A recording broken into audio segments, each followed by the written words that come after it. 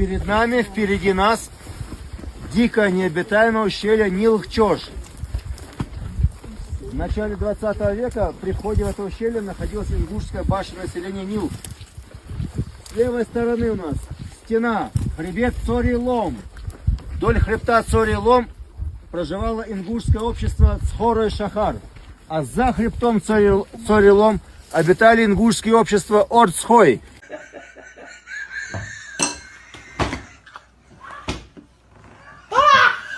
Которых тюрки называли карабулаки. Кара это значит черная, булах это источник.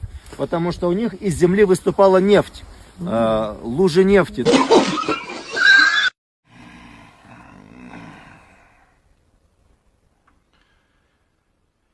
Да что ты, черт побери, такое несешь?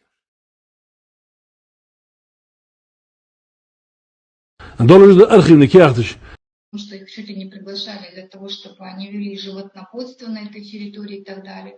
Но это все относительно, чтобы мы понимали. Но факт остается фактом, что орцхойцы являются в определенную эпоху времени пришлой этнической группой, которая очень сильно ассимилировалась, но не добровольно, принудительно, так скажем, да, а потому что, в принципе, сами хотели того, и им было очень комфортно. Боже, какой типаж! Браво, браво!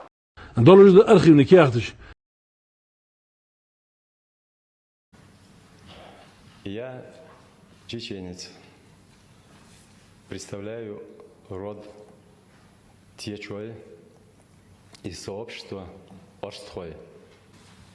Вот что лично мержу тайпан остро ты туком хиласа вот а со нахчу.